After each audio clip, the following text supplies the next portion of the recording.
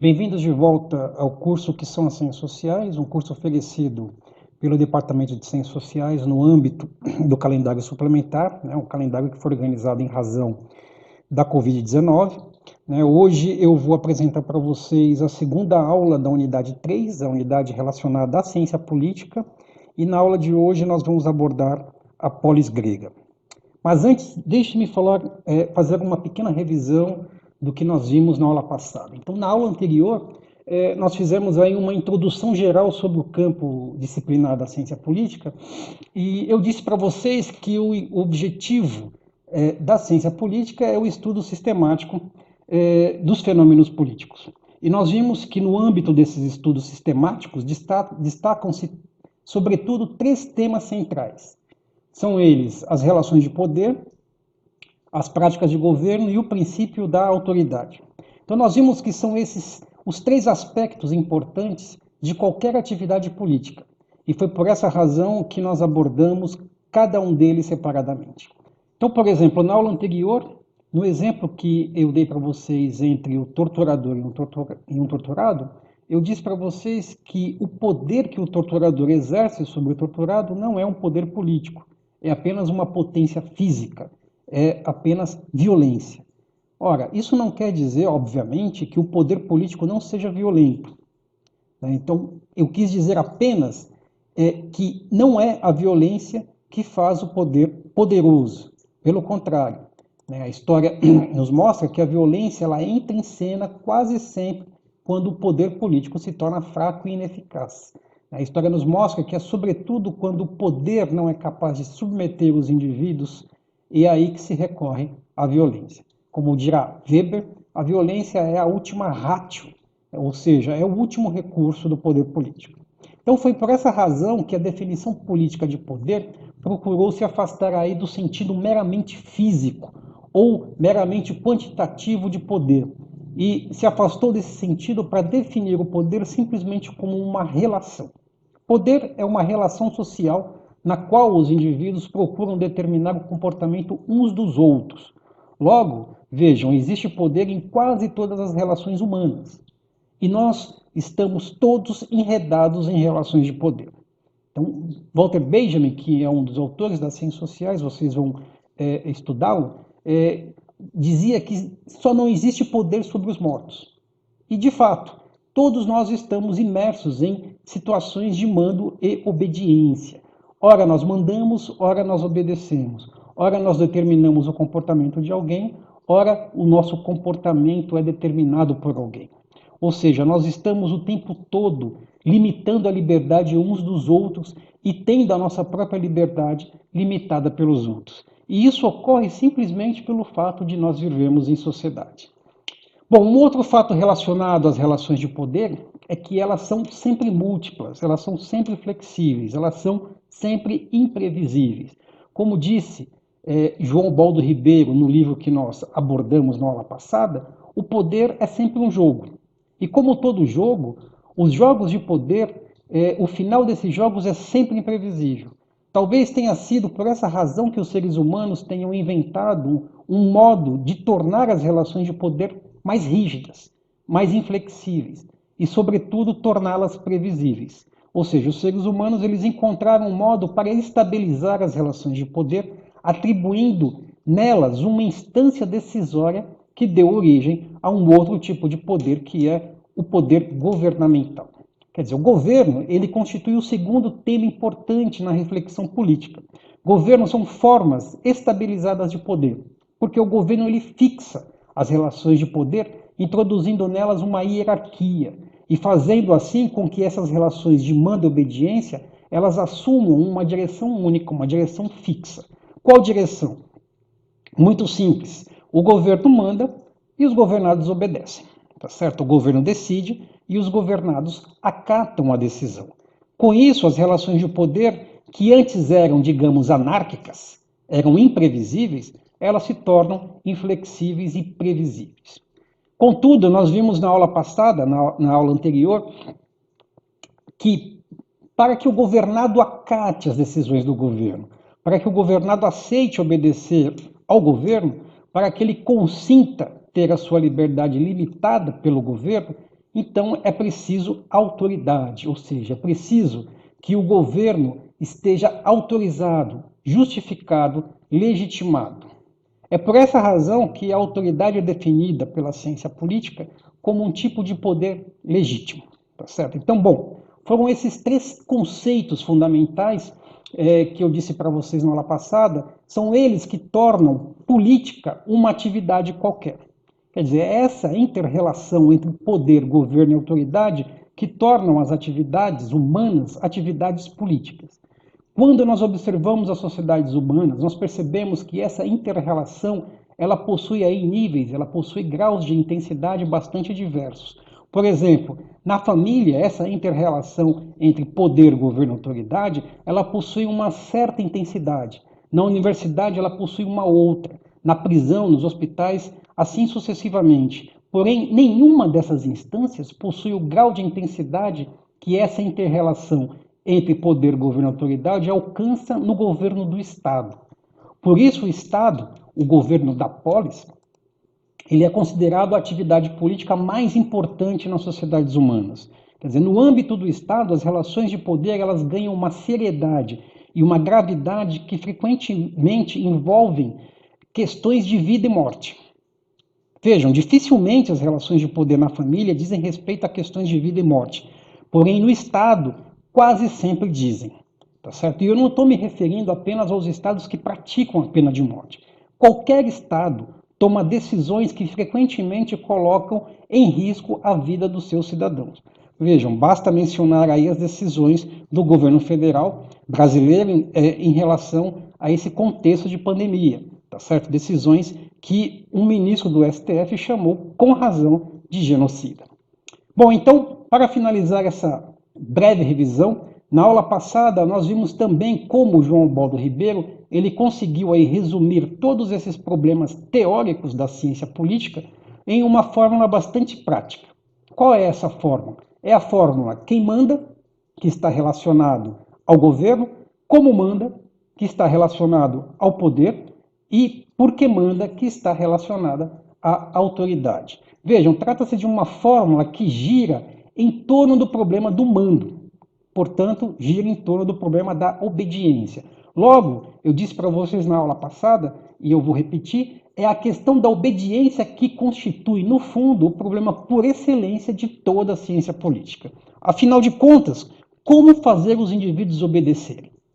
E, de outro lado, por que os indivíduos devem obedecer? Por que eu devo obedecer? Vejam, esse é um problema muito real, muito concreto. E é esse problema que a ciência política procura uma solução. Tá certo? Uma solução que é, ao mesmo tempo, tão necessária, mas também tão difícil de se alcançar nas sociedades humanas. Bom, hoje eu quero mostrar para vocês que foi no dia em que os homens formularam pela primeira vez, de maneira refletida, essas questões em torno do problema da obediência, quer dizer, foi nesse dia que nasceu o pensamento político. Para isso, eu vou apresentar para vocês um diálogo. Um diálogo que é considerado o primeiro registro da nossa história, aonde se tem essa discussão, onde ocorre uma discussão refletida e ponderada sobre o problema do mando e obediência. Esse registro ele se encontra em Heródoto, no seu livro História. Então veja, Heródoto viveu entre os anos 484 e 425 antes de Cristo, antes de nossa era. E ele é considerado o pai da história, porque antes dele não existia registro de historiadores. Existiam apenas registro de logógrafos, isto é, escritores que narravam os acontecimentos em prosa e por meio de relatos fantásticos e lendários. Então Heródoto foi o primeiro escritor a narrar os acontecimentos em verso, e a partir da investigação e a partir da pesquisa. Então foi assim que Heródoto se tornou o pai da história. E o seu livro, esse livro intitulado História, ele foi lido durante um concurso em Atenas e Heródoto ganhou com ele um prêmio. Em todo caso, no livro de Heródoto encontra-se o primeiro registro de um diálogo no qual se elabora claramente uma reflexão política a partir de critérios racionais e não mais com critérios religiosos. E, além disso, trata-se de uma reflexão política focada no comportamento e nos acontecimentos humanos, e não mais nos deuses e nos heróis. Então é um diálogo que nos apresenta o homem tomando consciência pela primeira vez de si mesmo. Então nós vamos ler esse diálogo, mas antes eu gostaria apenas de situá-lo brevemente. O diálogo que eu vou ler para vocês, ele retrata o seguinte episódio. Cambises, que era o rei da Pérsia, ele morre acidentalmente sem deixar nenhum sucessor. Então o seu trono ele é usurpado por um membro da tribo dos magos, mas que serão em seguida mortos por uma conjuração de 7 nobres persas. Então, esses 7 nobres persas, após deporem os magos do poder, um grupo de 3 entre eles trava um debate entre si para determinar qual melhor regime político conviria estabelecer dali em diante na Pérsia. Tá certo? Então é esse debate que nós vamos ler agora. Então, diz Heródoto, quando cessou o tumulto, passados 5 dias, os persas rebelados contra os magos se reuniram em conselho para tratar da situação geral e pronunciaram discursos considerados incríveis por alguns helenos, por alguns gregos, mas eles foram realmente pronunciados. Esses discursos eles diziam respeito ao quê? Diziam respeito à democracia, à oligarquia e à monarquia. Então, continua Heródoto. Otanes pleiteou a entrega do governo ao povo persa, dizendo o seguinte: em minha opinião, o governo não deve caber a um único homem. Isso nem é agradável nem é bom. Como seria possível haver equilíbrio no governo de um único homem, de um só homem, se nele o governante pode fazer o que lhe apraz e não tem de prestar contas de seus atos? Deem tal autoridade ao melhor de todos os homens e ele será levado por ela a abandonar o seu modo normal de pensar. Um tirano é o mais insolente de todos os homens, mas o maior dos seus defeitos é que ele subverte os costumes ancestrais. Ele violenta mulheres e condena as pessoas à morte sem julgamento. Já o governo do povo, a democracia, ao contrário, traz consigo o mais belo de todos os nomes, ou seja, a igualdade perante a lei, a isonomia, e nenhuma das injustiças cometidas por um governante único é cometida nele. Todas as funções de governo são atribuídas através de sorteio, e seus detentores são responsáveis pelos atos praticados no seu exercício, e todas as decisões são submetidas à Assembleia Popular. Exponho, portanto, a minha opinião, propondo que acabemos com o governo de um único homem, com a monarquia, e elevemos o povo ao poder, pois tudo está na maioria. Bom, em seguida, diz o Heródoto que Megabisos propôs a instituição de uma oligarquia, dizendo o seguinte: quando Otones propõe a extinção do governo de um único homem, concordo com suas palavras, mas quando exorta a entregar o poder ao povo, ele se afasta da melhor opinião. Nada é mais insensato e insolente que uma multidão indolente. Salvar-nos da insolência de um tirano, trocando-a pela insolência de uma multidão desenfreada, seria absolutamente inadmissível. O tirano faz tudo sabendo o que faz, mas o povo nem isso sabe. E como saberia se não aprendeu de outros e nem sabe ver por si mesmo o que é o melhor, lançando-se de cabeça baixa nos assuntos, avançando cegamente como um rio na enchente? Deixemos de lado o regime popular e escolhamos um grupo dos melhores homens, de Aristóteles, e entreguemos a eles o poder, pois é natural esperar dos melhores homens as melhores decisões. E em seguida, segundo Heródoto, foi a vez de Dareios. Dareios emitiu então sua opinião em terceiro lugar, dizendo o seguinte: com efeito, dos 3 regimes que nos oferecem, teoricamente cada um deles é o melhor possível. O regime popular é excelente, a oligarquia também é, e o governo de um único homem também é. Contudo, o governo de um único é de longe o melhor. O governo de um só homem será ainda mais preferível quando este for o melhor dos homens. Ele governará perfeitamente o povo. Na oligarquia, o fato de várias pessoas desejarem pôr o seu talento a serviço da coisa pública gera constantemente divergências. Como cada uma delas quer ser o condutor do grupo e quer fazer prevalecer sua opinião, o resultado é a inimizade. A inimizade gera dissensões, as dissensões geram derramamento de sangue e do derramamento de sangue emerge o governo de um único homem. Logo, isso prova que tal regime de um único homem é o melhor. Por outro lado, entregando-se o povo entregando-se o poder ao povo, é impossível evitar a eclosão da incompetência na administração da coisa pública. Essa situação se prolonga até aparecer alguém como paladino do povo para pôr fim a tal incompetência. Então, essa pessoa conquista a admiração do povo, tornando-se um governante único. E isso também evidencia que o governo de um único homem, de um só, é o melhor governo.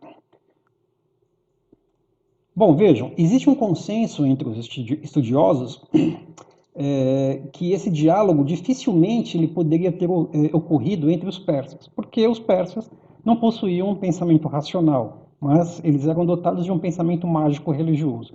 Por isso é muito provável que Heródoto tenha retomado as ideias e o clima intelectual da Grécia para colocá-los na boca desses três persas. Em todo caso, para nós pouco importa. O importante é que Heródoto formulou esse seu diálogo utilizando um estilo de pensamento jamais visto antes.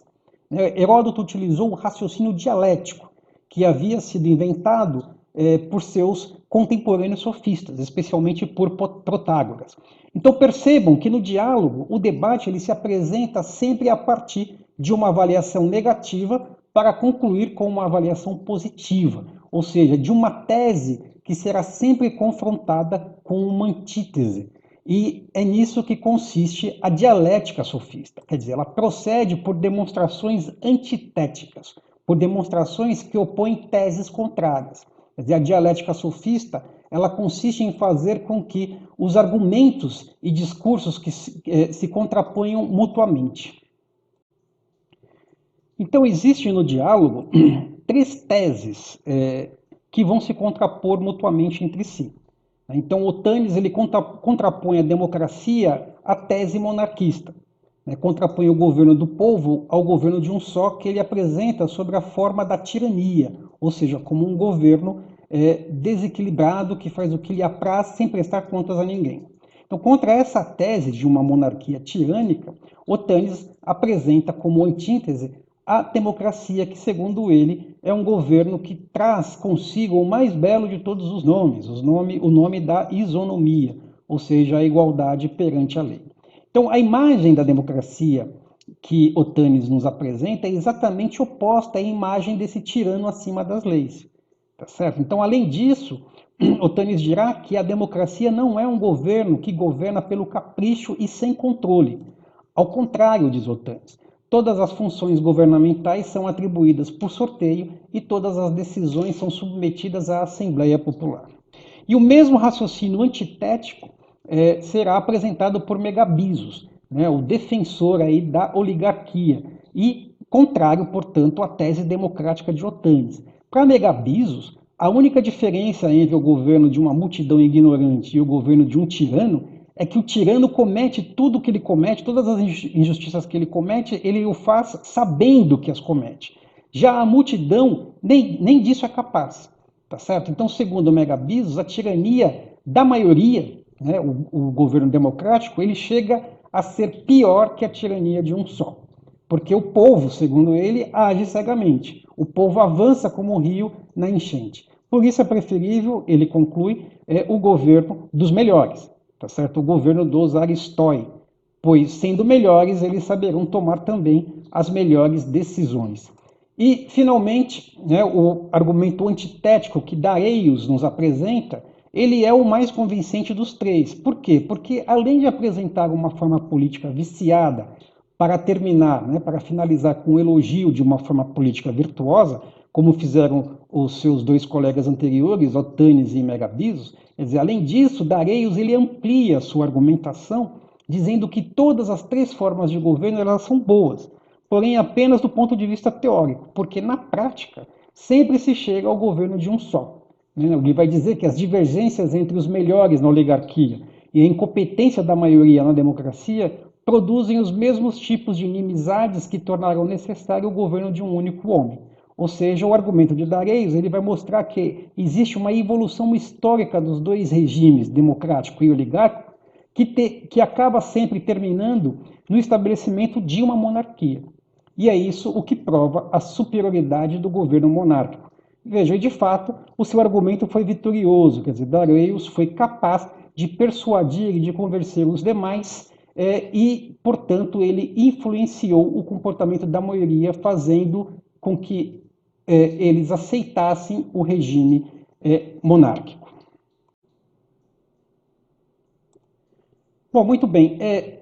Eu insisti nesse diálogo descrito por Heródoto por ele ser profundamente revelador de duas coisas, né, de dois aspectos bastante importantes. Primeiro aspecto que o diálogo revela é o universo espiritual da polis, né, ou seja, a atmosfera, o clima intelectual e mental predominante nas sociedades gregas do século V a.C. E o segundo aspecto relevante que o diálogo revela é que essa atmosfera intelectual estava profundamente marcada por uma forma radicalmente nova de pensamento, quer dizer, uma forma radicalmente inédita de pensamento, cuja característica maior é a de adotar como valor máximo, né, como valor supremo, o discurso, ou aquilo que os gregos chamavam de logos.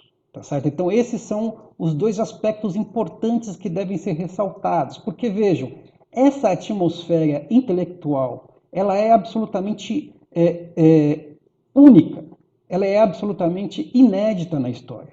E foi essa atmosfera, foi nela que nasceu a reflexão política. Ou seja, a reflexão política ela está intimamente ligada, desde o seu nascimento, ao tipo de pensamento racional inaugurado pelos gregos. Quer dizer, a reflexão política ela é inseparável desse pensamento racional. Então, os gregos, vejam, eles inventaram um racionalismo inédito em toda a história das sociedades ocidentais até então existentes.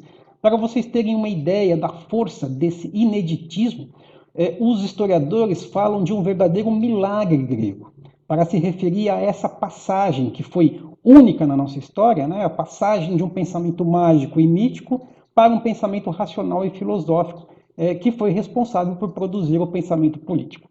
Então, por exemplo, antes e contemporaneamente ao surgimento da civilização grega, existiam, por exemplo, o Império Egípcio, existia o Império Babilônico, né? Existia o Império Persa. Esses impérios, vejam, não eram, obviamente, ausentes de política. Muito pelo contrário, eram impérios, tá certo? No sentido forte do termo. E alguns deles são mesmo considerados bastante sofisticados, como é o caso da civilização babilônica, onde se desenvolveram aí conhecimentos de agricultura, de astronomia, arquitetura e até mesmo de direito. Né? Por exemplo, é conhecido aí o Código de Hammurabi, quer dizer, um código de leis de prescrições penais que é datado de 1700 a.C. Contudo, embora todos esses impérios, todas essas civilizações, elas não tenham sido sociedades apolíticas, ou seja, ausentes de políticas, no entanto, eles não inventaram uma teoria política. Quer dizer, essas sociedades, esses impérios, eles não deram nascimento a um pensamento político. Por quê? Bom, uma explicação que se fornece para isso é que todas essas civilizações elas possuíam como traço essencial um raciocínio do tipo mágico-religioso. Quer dizer, os egípcios, os babilônios, os persas, eles viveram sob impérios sagrados. Impérios que estabeleciam um laço fortíssimo entre a ordem cósmica, né, e a ordem do mundo, a ordem humana. Quer dizer, a ordem dos astros e a ordem social. Então, em todas essas civilizações, o que se encontra não é uma teoria política, mas cosmogonias, ou seja, mitos fundadores da soberania dos impérios. Então, a ordem humana nessas sociedades se confundia com a ordem do universo, com a ordem do cosmos. Tá certo? Já esses gregos do século V, ocorria algo muito diverso com eles. Eles jamais aceitaram o mundo das instituições humanas como algo inevitável. Para eles não havia continuidade entre natureza, cosmos e as relações humanas. Quer dizer, os gregos eles não possuíam essa fé que entre nós ainda é muito presente, muito forte, né? Essa fé que se contenta em referir todas as coisas a Deus. Ao contrário, o grego do período clássico ele interrogava todas as coisas e interrogava até mesmo a própria divindade. Quer dizer, foi assim que os gregos promoveram um processo de dessacralização dos laços sociais, quer dizer, dos laços que antes uniam a natureza e o mundo físico com o mundo social e humano. E foi essa dessacralização que permitiu aos gregos se interrogarem livremente sobre a sociedade e sobre as suas regras, dando nascimento, portanto, ao pensamento político. Tá certo? Então vejam, seria possível deduzir que existe, portanto, uma premissa para que a reflexão política seja possível.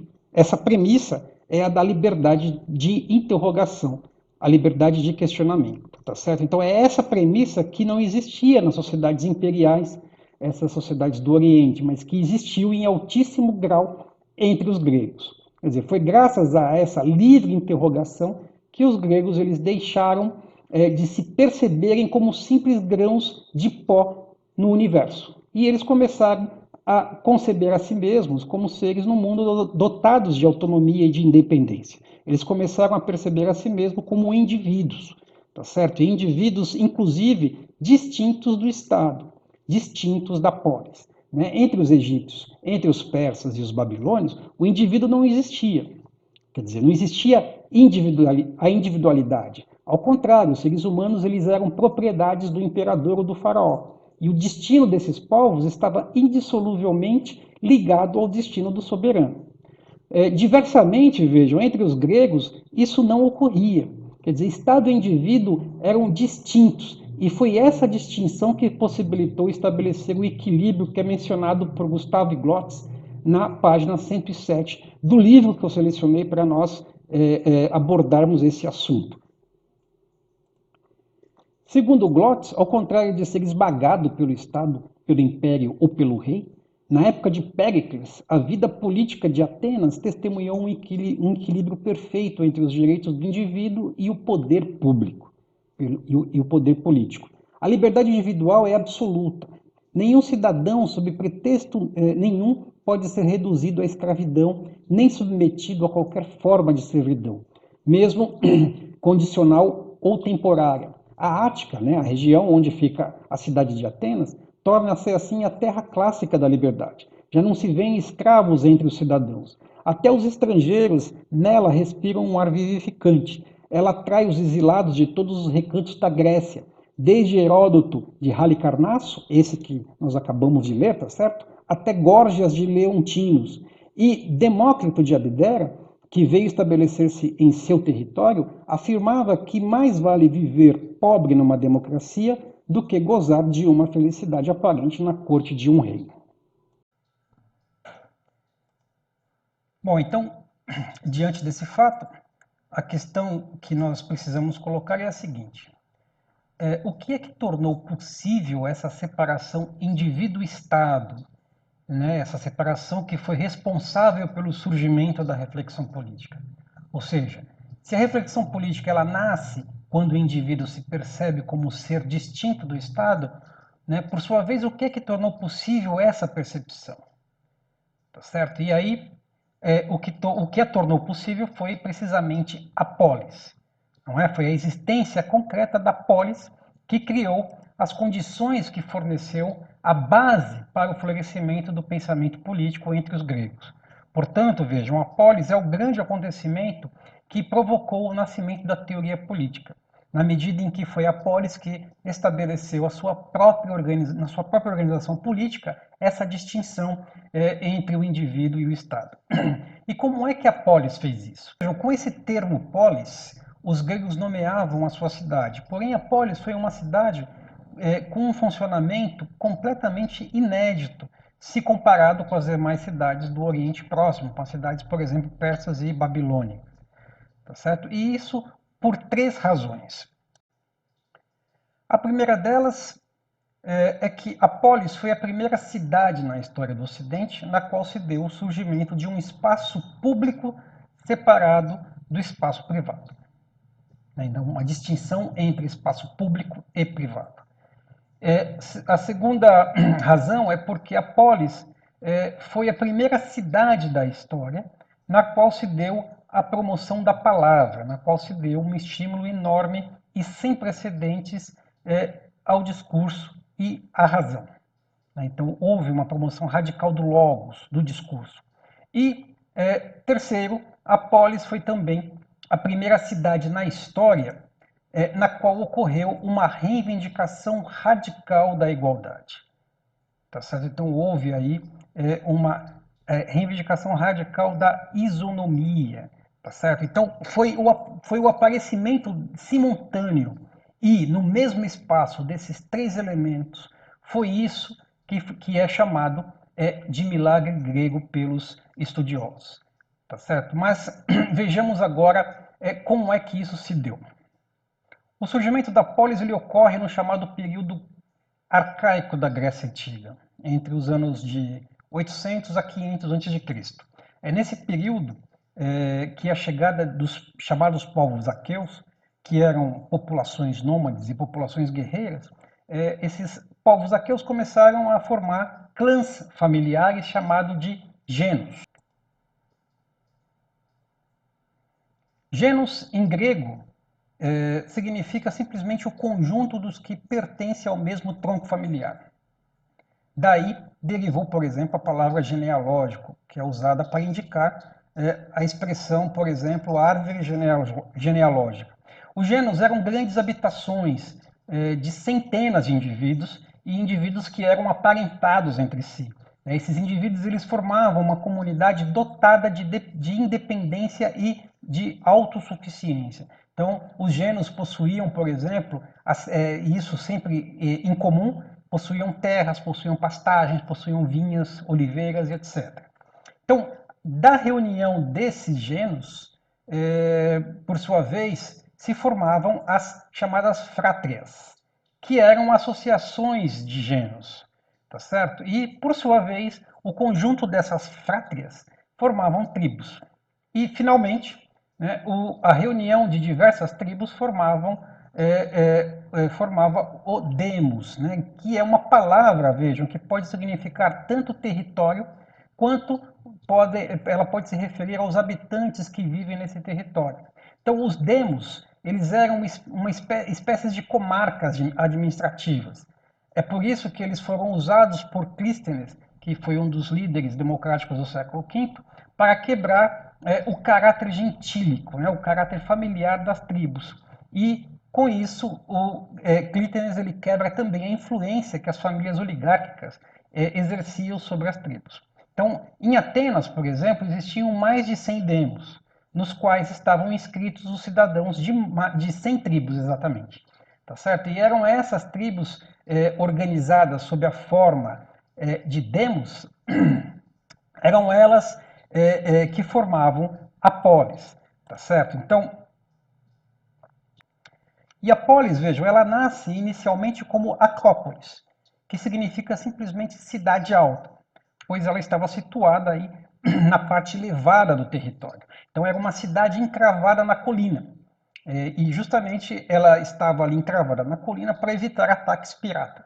Então, em seguida, a Acrópolis ela se torna um centro administrativo ou um templo.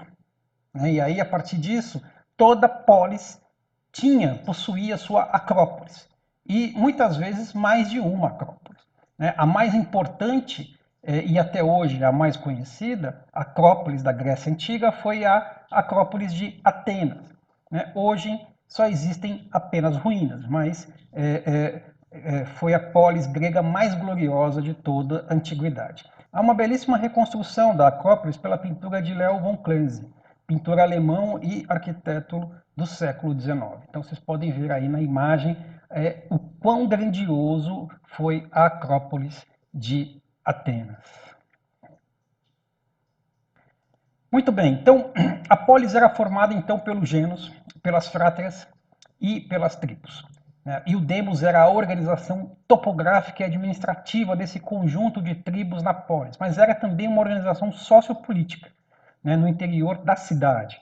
Por exemplo, os gregos chamavam de demos fatis, né, o que hoje é para nós a opinião pública. Então, demos fatis era a opinião do demos, a opinião do povo. E naquele tempo, tanto quanto hoje, tá certo? A opinião do demos exercia grande influência sobre a cidade, de modo que o Basileus, né, o rei, no período em que a polis ainda era oligárquica, o Basileus ele governava levando em conta a demos fatis, ou seja, a opinião pública, a opinião do povo.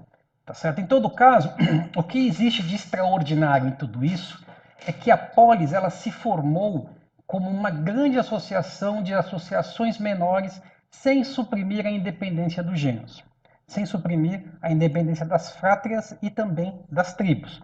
Então, aquilo que é extraordinário para a época, tá certo? E para nós ainda hoje soa extraordinário, é o fato do funcionamento da polis ter integrado aí várias associações menores sem destruir a autonomia de cada uma delas, tá certo? Então, a polis, ela preservou nessas associações menores o que os gregos chamavam de autarqueia ou autarquia, ou seja, a autonomia e a liberdade do demos. E isso que é extraordinário, tá certo? Pois é aqui que nasce o federalismo moderno, se vocês quiserem. Claro, com uma diferença super importante, que é a seguinte: enquanto o nosso federalismo ele reconhece a autonomia dos estados, mas ao mesmo tempo ele mantém esses estados subordinados ao governo federal. Ou seja, é um federalismo atravessado por uma centralização de poder que submete as partes ao todo. Entre os gregos nós veremos que não havia centralização de poder. Por isso todas as partes elas participavam de maneira igual no governo da polis. Então vejam, a polis ela não foi uma simplicidade no sentido que nós damos hoje a essa palavra. A polis não foi um mero espaço urbano e administrativo. A polis foi bem mais do que isso, quer dizer, ela foi uma maneira de organizar e de articular a vida social completamente nova. Ela foi um sistema político verdadeiramente inédito na história do Ocidente. E a pergunta que nós devemos fazer aqui é a seguinte: como o funcionamento da polis conseguiu fazer isso? Quer dizer, como é que a polis conseguiu preservar a liberdade e a independência do demos?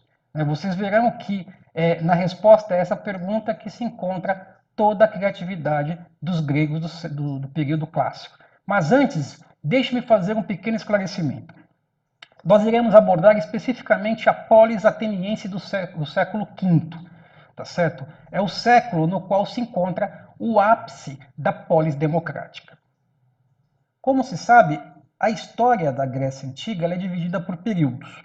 E embora o surgimento da polis ele tenha ocorrido num período arcaico, quer dizer, nesse período compreendido entre os anos 800 e 500 a.C., para a nossa discussão, o que interessa é o período clássico, pelo fato de nele se localizar a era de ouro da polis democrática.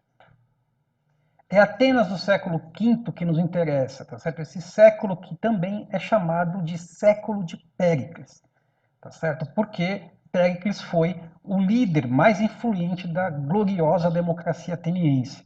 Então, o apogeu da polis democrática ele ocorre justamente entre os anos de 443 e 411 a.C.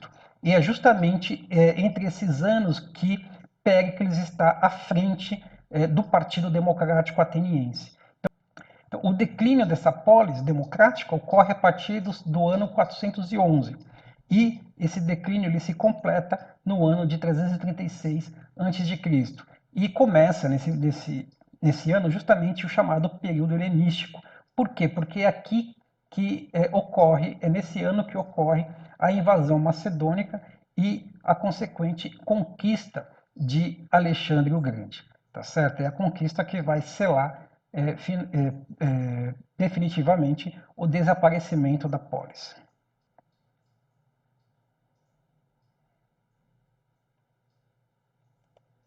Muito bem, então é nessa polis ateniense do século V que o demos, o povo, ele vai ganhar uma importância extraordinária, tá certo? Uma importância única em toda a nossa história política. E é nesse momento que ocorre o nascimento desse regime político que para nós é bastante familiar, né? A chamada democracia, tá certo? O regime no qual o demos, o povo, governa. Então, essa democracia do século V, do século de Péricles, tá certo? No glorioso, na era de ouro da gloriosa democracia ateniense, enfim, essa democracia ela era dotada de um certo número de instituições que davam ao seu funcionamento um certo número de características muito precisas. Então, eu vou mencionar para vocês somente aquelas mais significativas para a nossa discussão. A primeira delas é aquilo que os gregos chamavam de buleutério, ou conselho. tá certo? Era um conselho com poder deliberativo, com a função, né, com a tarefa de preparar as propostas que seriam votadas e aprovadas na Assembleia do Demos. Então, os conselheiros, né, os chamados buleutai, eles deveriam preparar os trabalhos da pauta antes de serem submetidos à Assembleia. Por exemplo, eles deveriam apresentar os decretos sob a forma de textos precisos e ponderados. Então, vejam, embora as comparações elas sejam sempre problemáticas, na imagem que eu estou mostrando para vocês, vocês podem ver que há uma semelhança de forma entre o Conselho Antigo grego, tá certo? E essa outra imagem que é a do nosso parlamento moderno. Então existe aí entre essas duas imagens uma semelhança de forma. Em todo caso, a comparação termina nessa mera semelhança de forma, nessa mera aparência. Porque vejam, enquanto os nossos parlamentos eles são ocupados por verdadeiras dinastias políticas que se perpetuam no poder, né? Vocês, por exemplo, só o atual presidente ficou 27 anos consecutivos no parlamento antes de ser eleito. É uma coisa absurda e inadmissível para os gregos.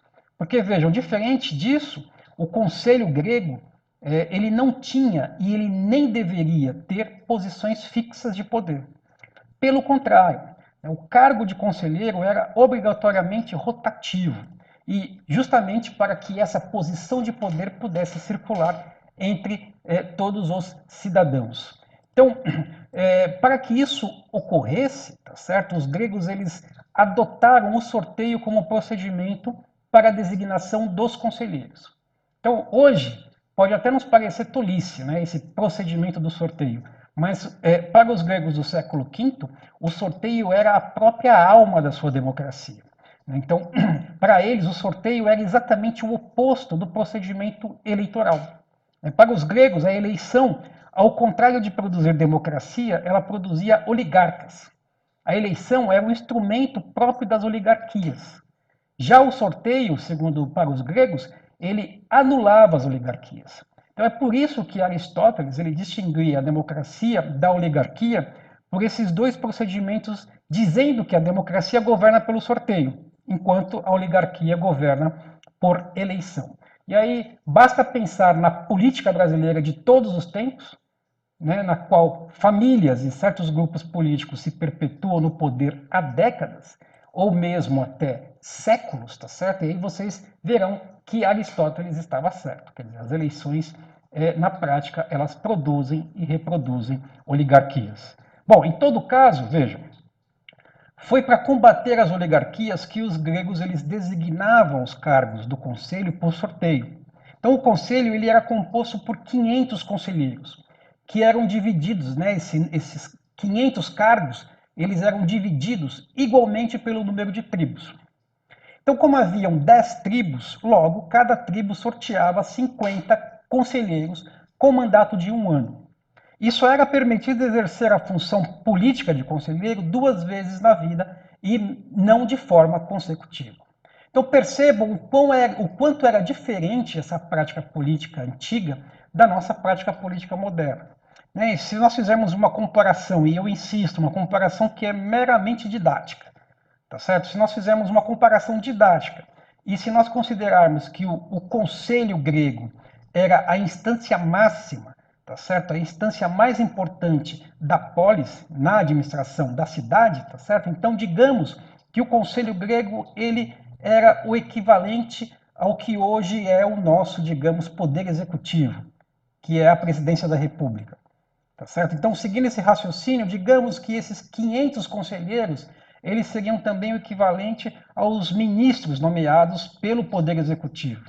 Tá certo? E aí vejam, enquanto nós temos aí 17 ministros nomeados pelo Presidente da República a cada 4 anos, para uma população de 220 milhões de pessoas, os gregos tinham 500 ministros não nomeados, mas sorteados, e não a cada 4 anos, mas uma vez por ano, e isso para uma população de cerca de 42 mil pessoas.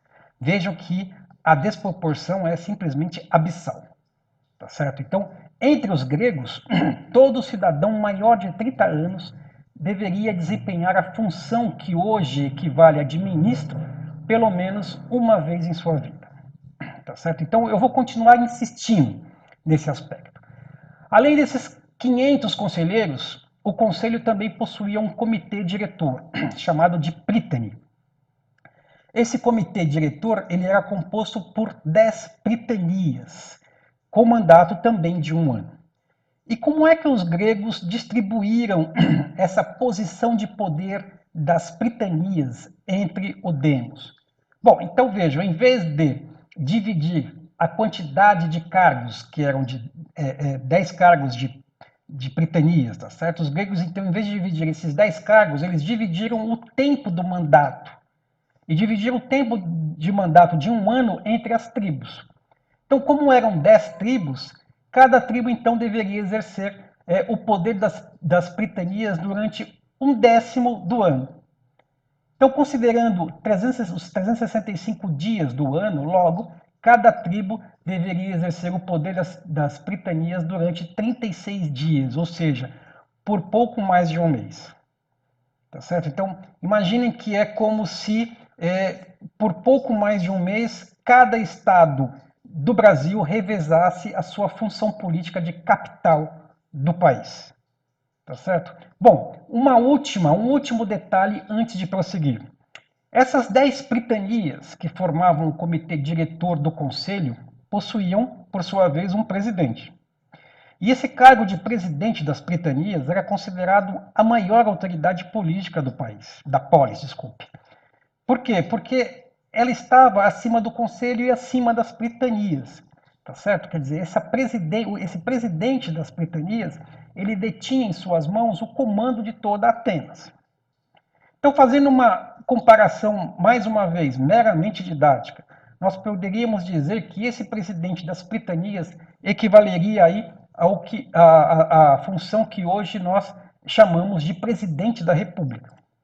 Tá certo? Porém, entre os gregos, esse cargo que equivaleria aos nossos dias ao de presidente da República, era também ele designado por sorteio entre as 10 prytanias.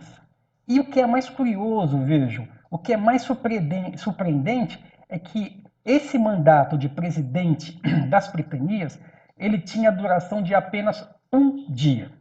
Ou seja, todos os dias os prytanes escolhiam seu presidente por sorteio.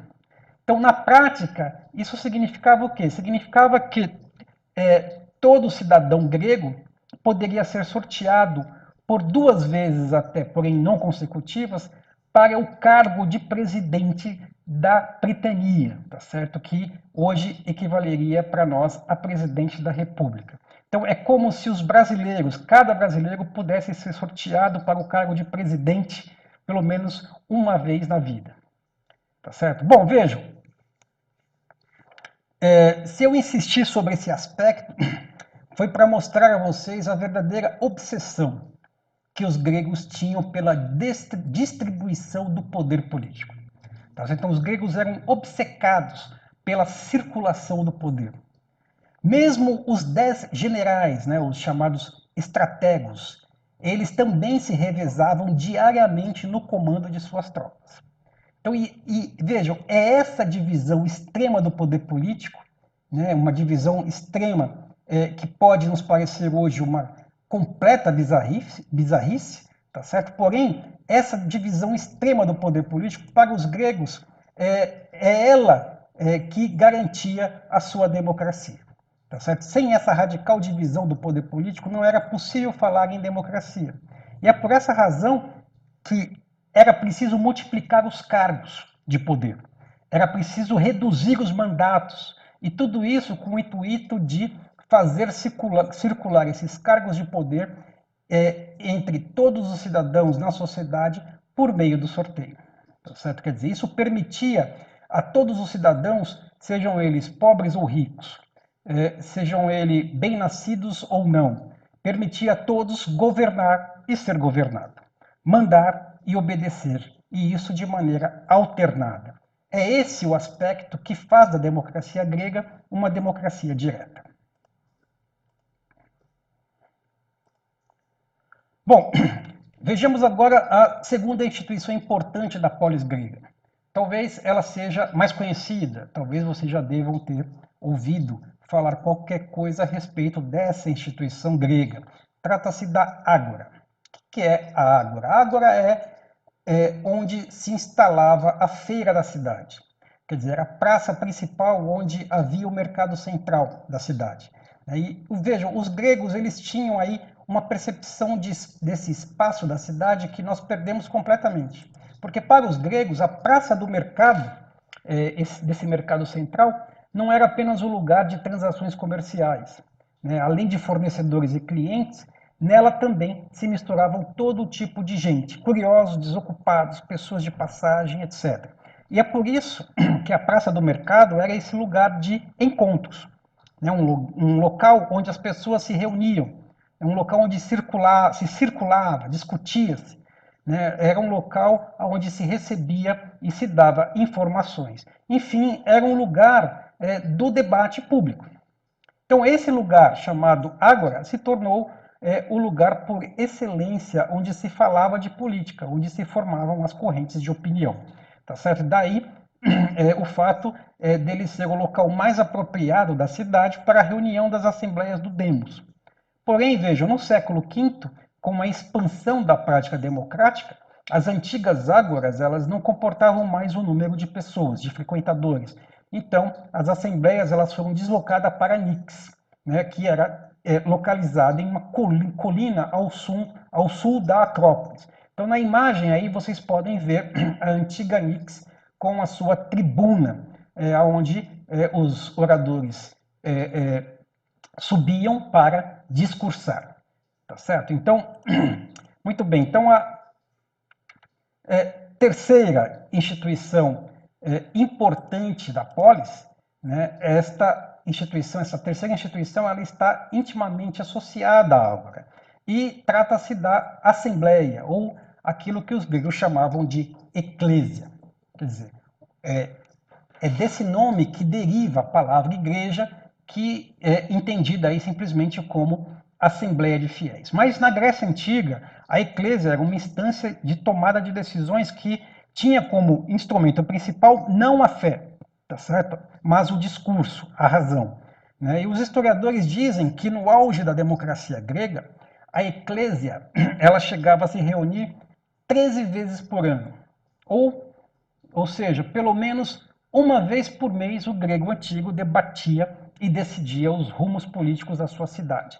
Nós modernos fazemos isso a cada 4 anos, e às vezes sem nenhum debate, como ocorreu aí na última eleição para presidente, na qual o eleito não compareceu aos debates.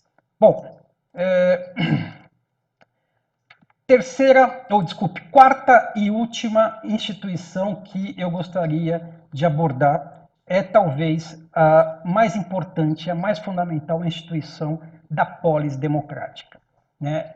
Trata-se da igualdade, tá certo? Então, para os gregos, as condições para a participação na vida política, na vida pública, eram as seguintes: era necessário, era obrigatório ser homem, ser maior de 18 anos e ter nascido de pai e mãe gregos. Então vejam, embora essas condições elas excluíssem a maioria da população, tá certo? Ou seja, excluíssem as mulheres, né, os estrangeiros e os escravos, mesmo assim, por meio dessas condições, os gregos eles eliminaram as diferenças de nascimento e de riqueza. Então, a partir disso, qualquer cidadão grego maior de 18 anos, seja ele bem nascido ou não, seja ele rico ou pobre, gozava disso que os gregos chamavam, e que nós chamamos também até hoje, pelo nome de isonomia, ou seja, gozava de igualdade perante a lei, tá certo? E isso independente de nascimento, fortuna e propriedade. Antes da polis democrática, vejam, apenas os bem-nascidos, apenas os ricos e os proprietários poderiam participar da Assembleia. Então, a democracia, ela abole esses privilégios para estabelecer aí a igualdade. E é por isso que a isonomia é a palavra com a qual os gregos utilizavam também para caracterizar a sua democracia. Os gregos diziam o seguinte: a nossa democracia é um regime isonômico, ou seja, um regime no qual vigora a igualdade que todo cidadão tem para participar da política. Então, esse é considerado o aspecto mais importante do funcionamento da polis grega, né, dessa polis democrática. Bom, para nós modernos,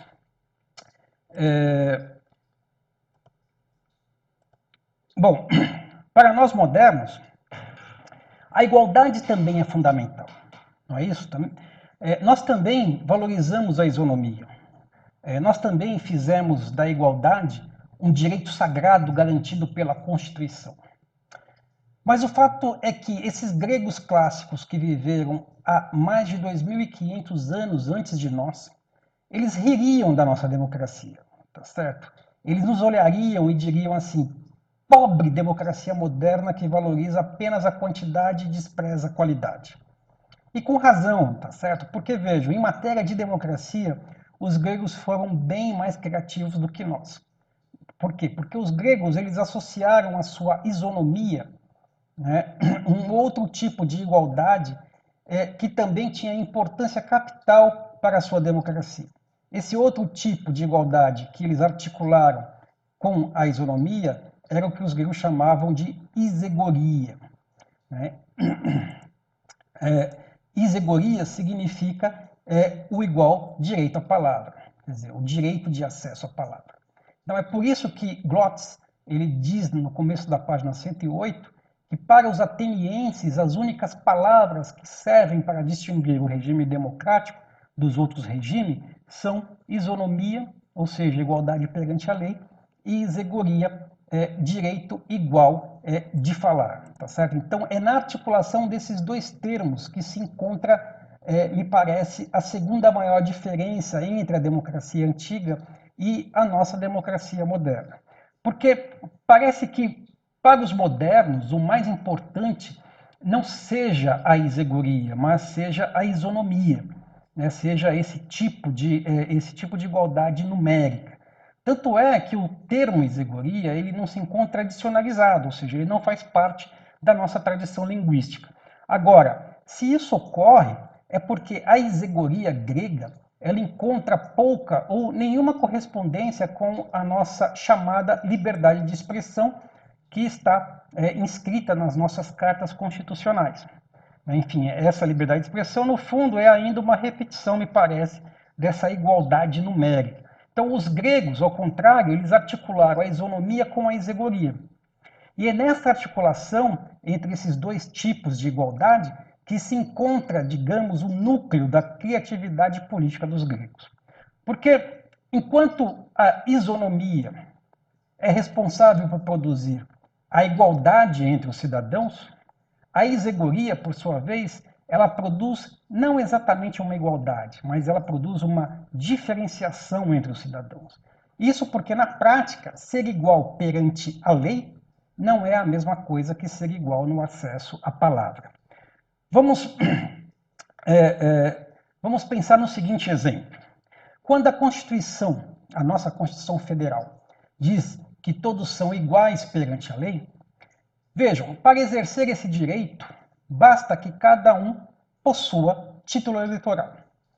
Basta que cada um tenha votado nas últimas eleições. Basta que cada um tenha uma cédula de identidade, uma certidão de nascimento e assim por diante. Quer dizer, basta isso para que se possa exercer os ditos direitos políticos. Ou seja, o exercício da isonomia, ele depende unicamente dessas garantias que estão ao alcance de cada um e de todo mundo. Agora vejam, quando é dito que todos têm igual direito à palavra, e aí supondo que a todos esteja garantido os meios para exercer esse direito à palavra, mesmo assim, vejam, esse simples pronunciamento ele não é capaz de produzir efetivamente a igualdade, como no caso da isonomia. Porque o direito de igualdade à palavra, para produzir os seus efeitos reais, ele não depende de uma simples concessão legal. Tá certo? Quer dizer, ele depende para existir, mas para ser efetivo, ele não depende de uma concessão legal. Quer dizer, os efeitos da igualdade de palavra, esses efeitos práticos da isegoria, dependem inteiramente do indivíduo falante. depende da sua capacidade de articulação dos discursos, depende da construção da sintaxe, de maneira que o seu discurso seja legível e convincente.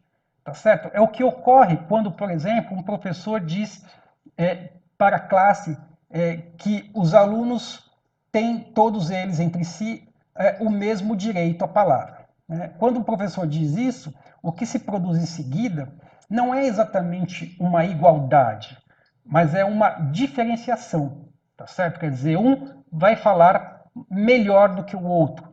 Um será mais claro, mais convincente, mais hábil que o outro. Além disso, vejam, quando a nossa Constituição declara que todos nós temos liberdade de expressão, qual é o efeito real, tá certo, dessa declaração em um país com 9% de analfabetos? Ou seja, gente que não tem acesso nenhum à palavra. Tá certo? Qual é o sentido político de promover a liberdade de palavra em uma democracia na qual existe um monopólio extraordinário dos meios de comunicação? Quer dizer, um monopólio não apenas econômico, mas também um monopólio tecnológico do acesso à comunicação. Tá certo? Nas nossas democracias não existe censura política, é verdade. Tá certo? Não existe censura da palavra, da expressão, mas existe censura econômica, existe censura tecnológica, a censura educacional da palavra, por exemplo. Em outras palavras, enfim, para falar de outro modo, essa isegoria das nossas democracias, ela não produz nem igualdade, nem diferenciação. Ela produz dominação. Tá certo? Agora, ao contrário de nós, vejam, os gregos, eles levavam muito a sério o direito à palavra, porque eles sabiam que se a polis não garantisse aí um acesso real e concreto à democracia, sua democracia desapareceria. E esse foi a grande obra de Péricles. Né? Foi por meio dessa obra que Péricles se imortalizou na história, emprestando o seu nome a todo o século V. Tá certo? E o que fez Péricles? Primeiramente, Péricles fez a primeira reforma agrária da nossa história. Péricles distribuiu terras para quem as não possuía, ou seja, os tétes, quer dizer, os artesãos de Atenas que pertenciam a uma classe social pouco distante dos escravos. Péricles deu trabalho aos artesãos por intermédio do Estado. Ele mandou, por exemplo, construir o monumental Templo de Atenas com o objetivo de gerar empregos. Péricles criou aí uma previdência social para os incapacitados. Ele forneceu pensão aos mutilados de guerra e educação gratuita aos órfãos de guerra. Ele concedeu auxílios aos inválidos do trabalho. Ele assegurou o preço baixo do pão. Péricles distribuiu por igual entre os cidadãos os cereais que eram recebidos como presentes de príncipes estrangeiros, assim como ele fez a mesma coisa com as colheitas que eram conquistadas de um inimigo. Péricles determinou que a carne de todos os animais que eram sacrificados nos rituais fosse distribuída igualmente entre os cidadãos. E além disso, vejam, depois de assegurar todas essas necessidades materiais da multidão, Péricles também proporcionou à população de Atenas satisfações intelectuais e morais, por meio da organização de grandes concursos literários. Então, Péricles, ele chegou mesmo a conceder o direito de ingresso gratuito aos teatros gregos aos indigentes, que eram impossibilitados de pagar. Tá certo? Vejam, foi essa a grande obra social e cultural que imortalizou o nome de Péricles no século V.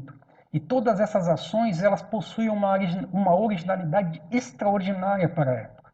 E de tal modo, isso é de tal modo original que os historiadores eles disseram que Péricles teria colocado em prática pela primeira vez na história um tipo de socialismo de Estado. Tá certo? Um tipo de socialismo de Estado que a nossa modernidade jamais conseguiu realizar.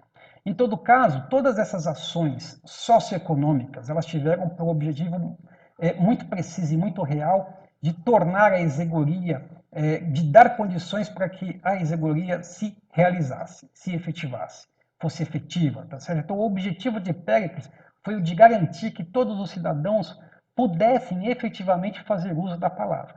Agora, o curioso é que nesse momento ocorre uma coisa bastante interessante. Então, no momento em que a polis fornece as mesmas condições, as condições iguais para todos fazerem uso da palavra, uma vez garantida pela polis a igual condição para todos usarem da palavra, é nesse momento, tá certo, que os gregos se diferenciavam pelo uso da palavra, pelo discurso, ou seja, pela maior ou menor capacidade para influenciar as decisões da Assembleia. Então, foi nesse momento que a exegoria, sendo esse igual direito de falar, na prática ela produzia não a igualdade entre os cidadãos, mas uma diferenciação. Tá certo? Então, dependia da polis garantir o acesso à palavra. Porém, o exercício desse direito dependeria exclusivamente do indivíduo, quer dizer, do seu talento discursivo, da sua habilidade retórica, da sua capacidade linguística. Então, embora todos tenham igualmente condições de usar a palavra, esse uso, entretanto, ele fazia uns diferentes do outro, conforme as habilidades, conforme os talentos pessoais. E aí o resultado, tá certo, é que ao produzir a diferenciação entre os indivíduos, a exegoria tornou possível que os indivíduos mais habilidosos se colocassem na frente dos menos habilidosos. Foi o que aconteceu com o próprio Péricles, né, que se alçou aí ao estatuto de primeiro cidadão da democracia ateniense. Não por nascimento, vejam, ele não alcançou esse estatuto por riqueza ou por privilégio de nascimento, mas pelo exercício da palavra, por sua habilidade retórica. Então, Péricles tinha o poder de fazer com que a sua decisão se tornasse a decisão da cidade. Então, embora iguais perante a lei, os atenienses eles se tornavam diferentes pelo discurso. Pelo discurso, eles se tornavam mais influentes ou menos influentes. Portanto, eles se tornavam mais poderosos ou menos poderosos, mais aptos ou não a comandar os demais. Tá certo? Então, vejam, para finalizar, talvez a consequência mais importante de toda essa prática da exegoria do século V é que, a partir dela, a palavra, o discurso, né, o logos, se tornou o principal instrumento político da polis democrática. Ser político na polis clássica significava decidir tudo pela palavra, tudo pela retórica, tudo pela persuasão. E nada por meio da força e da violência. Tá certo? Então, para o grego clássico, forçar alguém por meio da violência, impor pela força a obediência em vez de persuadi-lo, não era uma prática política. Não era uma prática admitida na polis. Alguém poderia ser violento na família, mas jamais na polis.